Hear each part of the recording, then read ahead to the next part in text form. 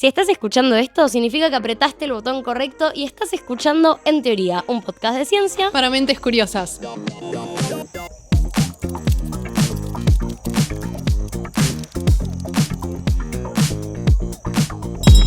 Yo soy Almendra, estudio biología, hablo de ciencia y libros en redes sociales. Yo soy Celes, estudio comunicaciones y trabajo como periodista de ciencia y tecnología, también en redes sociales. Y hoy tenemos un tema. Estoy muy contenta, muy contenta.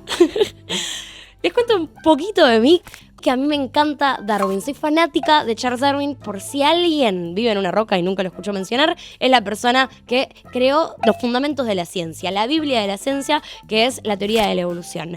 Esta teoría para muchos ha llegado a ser como un teléfono cortado donde se quedaron con la conclusión de que los humanos, por ejemplo, venimos de los monos. Y aunque Darwin dijo que tenemos relación con los monos, no dijo que somos descendientes. Más bien, nos puso en situación de primos. Y por eso este episodio yo personalmente se lo dedico a Darwin y especialmente a los monos. Pero y a no todos nuestros primos. Y a todos nuestros primos. Y hoy vamos a hablar especialmente de un mono en particular que es el orangután, que yo lo quiero con todo mi corazón. Que si no saben cuál es, el orangután es el emoji que aparece del mono en WhatsApp o en cualquier red social de tu preferencia. El mono ese peludo, naranja, grande, hermoso. Bueno, me parece muy curioso. El orangután vive por lo general en Indonesia y demás, que ahora ya nos va a comentar bien Celes, pero la palabra orangután viene de orang után, de un vocablo de Indonesia, que significa persona del bosque. Y me parece hermoso porque justamente el orangután vive el 90% de su vida, de su día, de su rutina arriba de los árboles. Y su cuerpo también un poco va acompañando todo esto. El flaco mide 1,50 m y sus brazos miden 2 metros. O sea, es completamente desproporcional a nuestra figura humana del hombre Homo sapiens. Y es justamente para poder manejarse por los árboles, colgarse, ir de una rama a otra. Y tiene unas cualidades muy particulares que ya vamos a ir comentando, pero alargamos un poco el misticismo. Total. Este animal tan hermoso y tan llamativo nos llama la atención porque aparentemente está estudiando medicina y no nos habíamos enterado hasta hace muy poquito. Esta historia que tenemos para contarles viene a raíz de que en Sumatra, que es una isla de Indonesia, un grupo de científicos que hacía unos 10 años venía siguiendo a este grupo en particular de orangutanes, se encontró con un descubrimiento que le llamó la atención a toda la ciencia y a todo Twitter en el momento en el que salió. La trama es así. Una mañana, los científicos escuchan que este grupo, donde aparte había un montón de cámaras puestas en distintos puntos, pero escuchan por fuera de las cámaras que había mucho ruido. Mucho ruido tiende a significar entre ellos pelea. Al rato aparece este orangután, que espero que se aprendan el nombre, los científicos le llaman Roku, a pesar de que se trata 100% de animales completamente silvestres, o sea, no tienen relación con los humanos. A Roku identificaron que tenía en su mejilla una herida. O sea, el flaco literalmente se había cagado a trompadas con otros monos y de repente quedó lastimado. Los científicos empezaron a ver qué comportamientos tenía a partir de esa lastimadura que estaba manejando. Y notaron algo muy curioso. Lo primero que vieron es que Roku se acercó a una planta que no forma parte de su dieta, o sea, ese animal no come esa planta, pero aún así se acercó a una planta específicamente llamada Acar Kuning. La sacó, empezó a recolectar un par de hojas, se las metió en la boca, las masticó y con eso formó una especie de ungüento de saliva y hojas y no sé qué. Se lo escupió en las manos y empezó a frotarse ese ungüento por las mejillas. Exactamente en la herida. Es decir, hizo una práctica de medicina química pura. Mezclar su saliva con lo que sale de la hoja. Y fue todo un tratamiento muy minucioso. O sea, se dejaba el ungüento un par de minutos, después se lo sacaba, después volvía a formar más. Usaba las propias hojas para dejárselas puestas como si fuesen una curita. Pero más allá del gesto, que claramente se veía como un acto de curarse, ¿cuál fue el resultado? Bueno, lo loco fue que a los 5 días la herida estaba cerrada completamente sin mostrar ningún síntoma o signo de infección y al mes ya estaba como nuevo. O sea, literalmente como si no le hubiera pasado nada. Un paréntesis chiquito pero importante es que, así como decía Almen, que esta es una planta que no suele tener nada que ver con la vida de estos animales, es una planta que tiene propiedades curativas que se utiliza en la medicina. Bueno, y lo más curioso de este caso es que claramente ya se vieron otros animales teniendo comportamientos así con plantas o con distintas cosas que se encuentran en la naturaleza o en sus ecosistemas para curar dolencias o malestares. O, por ejemplo, vos cuando ves a tu gato comiendo pasto, y de repente quizás significa que se siente mal de la panza o que tiene ganas de vomitar o que está como intentando encontrar algo que lo calme o que lo cure. Ya se habían visto estos comportamientos en animales, pero no de una forma tan gráfica y no para curar heridas externas tan potentes. La ciencia que estudia el comportamiento animal se llama etología. Y todo este estudio a mí me encanta porque fue liderado por una mujer, por una científica, bióloga cognitiva y primatóloga que se llama Isabel Laumer. Y cuando vos escuchás las entrevistas donde ella habla sobre lo que le generó ver 5 días después a Roku curado, sabiendo lo que significaba, la tipa se larga a llorar en entrevistas contándolo. ¿Y por qué se emociona tanto? Bueno, porque este comportamiento, además de que nunca antes había sido registrado, también nos abre una ventana de posibilidad a pensar cómo hacían nuestros antepasados y nuestros ancestros para empezar a utilizar, por ejemplo, plantas curativas. Cómo, o sea, este descubrimiento es literalmente una manera de observar el pasado para imaginarnos y teorizar cómo es que llegamos a la medicina. ¿Cómo empezamos a desarrollar actitudes de búsqueda de usar herramientas de la naturaleza? Sí, a mí me parece fantástico y aparte me flashea mucho la capacidad social y la memoria colectiva que maneja ese grupo de orangutanes y cualquier especie, porque después vamos a ver que hay un montón de ejemplos de situaciones parecidas en toda la naturaleza.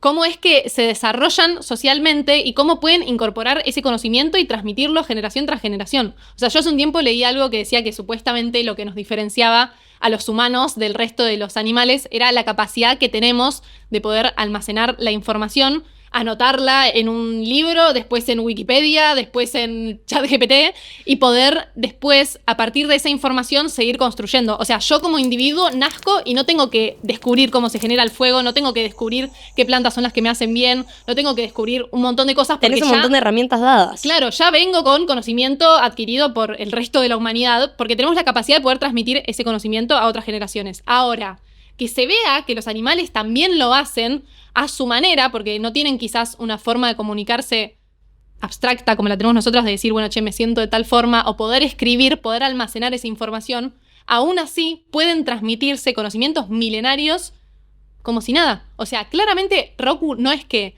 él mismo en su vida fue probando todas las plantas medicinales y diferenció cuál era la que le hacía bien. Y de hecho probablemente esta no sea la primera vez que un orangután o que algún animal utiliza una planta para curarse una herida, pero es la primera vez donde la ciencia hace registro de ello. Claro, tal cual. Entonces es esto, tipo, constantemente lo están haciendo, constantemente están replicando conocimientos que adquirieron de sus padres, de sus tíos, de quien sea, y es muy loco verlo gráficamente. Insisto, es la primera vez donde se filma, donde hay un registro científico de que esto pasó, pero probablemente eso, Roku lo haya aprendido quizás de otro orangután de su grupo. Ahora, a mí me pasa otra cosa con la historia. A ver. Además de que obvio que las reflexiones, pero sobre todo me pasa una ternura que tiene que ver con qué hermoso que es cuando la ciencia despierta conversaciones. Y en particular, es loco cuando la ciencia despierta conversaciones que tienen que ver con los animales. Particularmente cuando salen así investigaciones o cosas impresionantes que tienen que ver con animales haciendo cosas que se parecen a los humanos, a mí me despierta como un amor por la humanidad que busca verse representada en la naturaleza. Ay, sí. Y es lindo esto, porque de repente este es el tipo de noticia, de descubrimiento científico, de registro científico que nos habilita a que gente curiosa que por ahí no es apasionada de la ciencia tenga ganas de leer sobre ciencia. Y eso, de base, es hermoso. Pero quiero volver al tema respecto a que hay casos similares en la naturaleza de aprender. Esto que estamos hablando de aprender. Animales usando herramientas se registran desde hace muchos años, entendiendo como herramientas a todo lo que sea algo que no está en el cuerpo. Por ejemplo, hay un montón de registros de monos que por ahí agarran rocas para romper un coco. De animales tipo las orcas, hace un tiempo también fue noticia viral de esta categoría que a mí me gusta porque hace que hablemos de comportamiento animal. Pero particularmente con el caso de los cetáceos, hubo una historia que también fue viral, creo que en el 2023, de Gladys, la orca asesina, que asesina no tenía nada, pero Gladys era una orca en particular que todo apunta a que en la zona de España, a la altura más o menos de Tenerife, tuvo un encuentro negativo con humanos en barcos y empezó a enseñarle a su comunidad de orcas cómo dar vuelta a barcos. O sea, literal, empujar desde atrás un barco para darlo vuelta. Y esos son comportamientos que nunca antes se habían registrado en la naturaleza y que podemos, al verlo, decir esto es comportamiento aprendido. También es una manera de un poco pensar que de la misma manera que pasa con los humanos, lo que aprendemos de nuestras generaciones o de nuestros pares, de nuestras comunidades, no es solamente lo positivo, tipo curarte una herida, sino también venganza. Hay quienes dicen que fue venganza. Los científicos en general dicen que lo más probable es que haya sido un modo de juego. Siento que es tal cual esto de decime las 5 personas con las que te juntás y te voy a decir quién sos. O sea, que Gladys la orca con el resto de sus orcas amigos. ¿Y cómo habrá sido con el orangután? ¿Quién le habrá enseñado a Roku? Bueno, eso es lo que más me flashea. Y justo vos nombraste esto de los chimpancés usando martillos, usando herramientas. Y siento que hay algo muy curioso en ese caso, que bueno, es un grupo de chimpancés de África Occidental que se vio que usaban piedras como una especie de martillos para abrir frutos. Lo loco de todo esto es que se vio ese comportamiento solamente en 4 países, o sea, en chimpancés de 4 países, y que el resto de los chimpancés del continente que tenían la piedra al alcance de su mano, que tenían las herramientas al alcance de su mano, no lo hacían. Entonces, como que es una evidencia muy grande de que es cultural, es un comportamiento cultural aprendido que un mono en algún momento dijo, che, me parece que esto está copado a abrir de esta forma, se lo enseñó, o el resto de los animales... Los animales tienen cultura, y esas culturas se pueden ir aprendiendo. Y también es interesante ver cómo se combinan las culturas cuando, por ejemplo, especies se cruzan. No solamente en términos de distintos animales entre sí, sino también de los humanos como especie para con los animales. Por ejemplo, tenés el caso de los pandas. Los pandas es uno de los animales que están en más peligro crítico de extinción en el mundo, y la gran mayoría de los pandas, de hecho no sé si no son todos, pero la gran mayoría de los pandas en el mundo están en cautiverio. Y entonces a estos pandas no tienen dónde ver otros de su propia especie reproducirse. Y entonces necesitan, por ejemplo, humanos que se disfracen de pandas para que se los enseñen, para que les enseñen literalmente a tener sexo. No, eso es me tremendo. parece, o sea, si eso lo vieron en una película... Pero eso es tremendo. No, es tremendo. Bueno, y otra cosa que me parece muy graciosa de los pandas, no sé si viste... Y si no lo vieron, se los cuento. Hay un video de un adiestrador de pandas, uno que estaba ahí enseñándoles cosas, y le estaba enseñando al panda cómo comer la caña de bambú. Entonces el flaco agarraba la caña de bambú y la partía con sus brazos, pero claro, a un humano le cuesta un huevo partir el pedazo de bambú enorme, y al panda no le cuesta nada, y el panda lo imitaba tal cual al adiestrador, que él cuando partía su caña de bambú hacía la cara, así como cara de hacer fuerza, pero no le costaba nada, era solamente que imitaba tal cual lo que estaba haciendo la otra persona. Y me parece el sumum de mostrar cómo el comportamiento de un individuo puede transmitirse generacionalmente y pasárselo a los hijos y a los hijos y a los hijos, y nada, me parece un flash. Bueno, de hecho, eso es bastante parecido a lo que se hace en el Chaco con el resilvestramiento. En la región del Chaco, por si alguien es de otro país que no es Argentina, la región del Chaco es como al norte de la Argentina, y ahí hay una fundación que hace muchos años trabaja resilvestrar. Y resilvestrar es, por ejemplo, en la región chaqueña solía haber muchísima presencia del tigre del norte, que es el yaguareté, el jaguar, conocido en todo el mundo. Y este animal, que es el depredador tope, o sea, es lo más importante para ese ecosistema, porque en el momento que no tenés depredadores tope, se te desregula todo ese ecosistema. Lo que hicieron fue traer, por primera vez, es la primera vez que se hizo, pusieron unos corrales gigantes, de hectáreas, o sea, gigantes, y trajeron a hembras de jaguar, hembras de jaguar de zoológicos, por ejemplo, o de distintos centros de conservación de animales que habían estado, que habían sido domesticados y que después ya no podían ser liberados. Se llevó, en uno de los casos exitosos, a una hembra de un zoológico de Buenos Aires, y a la hembra hubo que desde cero enseñarle a cazar.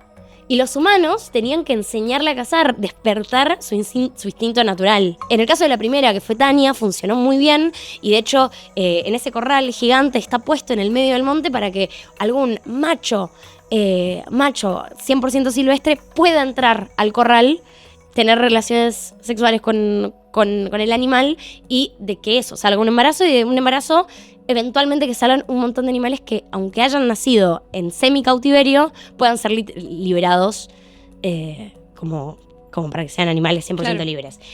Pero el mismo caso salió muy mal cuando trajeron a Isis, que era una hembra de yaguareté que la trajeron de Brasil, que claro, venía de haberse criado con humanos que la trataban como si fuese un gato.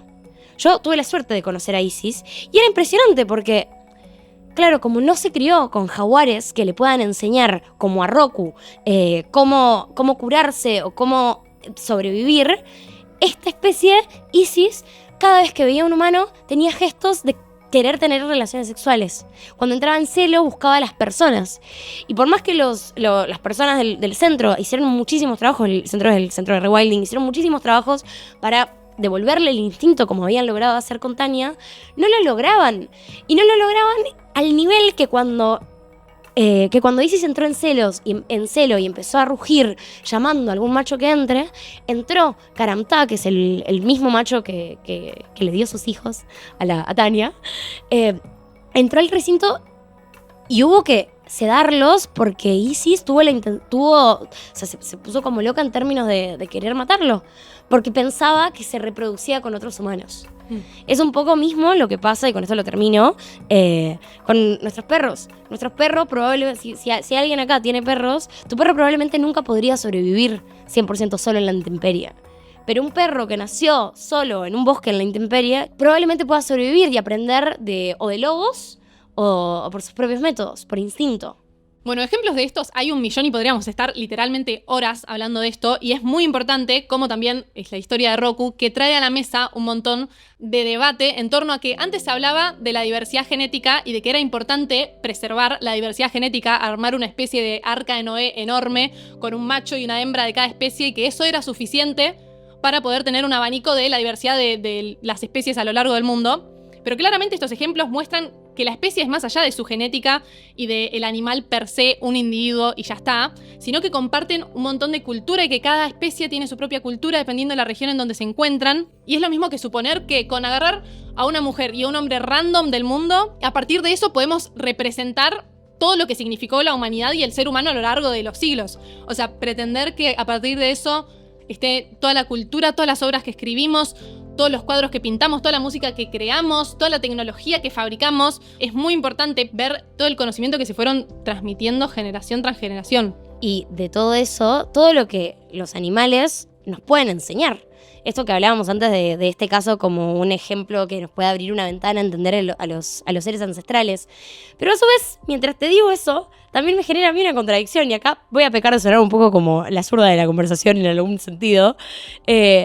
Pero es cierto que estas conversaciones que a mí me encantan, porque me encanta pensar qué bueno que ahora un descubrimiento así, entre la ternura que nos causan los monos y demás, traen temas a la mesa para que alguien quiera llevar a conversar en su mesa familiar. Me encanta, nada me entusiasma más que cuando la ciencia llega a las mesas cotidianas, pero a su vez encuentro una cosa medio de injusticia en ver cómo, si los orangutanes u otros animales desarrollan su cultura, porque tienen cultura de la naturaleza, desarrollan también sus propias farmacias, sus propias medicinas, ¿cuánto conocimiento fuimos perdiendo como humanidad a medida que cada vez más nos fuimos desplazando de la naturaleza, nos fuimos alejando de ella?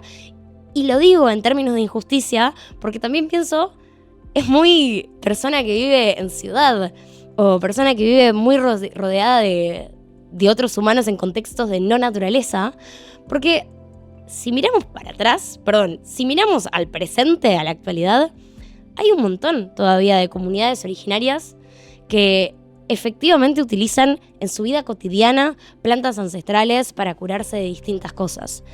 Y la ciencia, una y otra vez, utiliza los conocimientos que vienen de estas mismas personas para generar medicinas que usamos todo el tiempo y que después no son noticia. Esto lo digo especialmente viviendo en las ciudades. Quizás en el fondo, en lugar de vernos como gente separada de la naturaleza, hay que empezar a inspirarnos más en ella, incluso para la ciencia, para los descubrimientos y para tener mejores ideas. Nos olvidamos muchas veces de que los humanos también somos animales en busca de cura y en busca de conocimientos. Y por todo esto, en teoría, los monos podrían ser nuestros futuros médicos.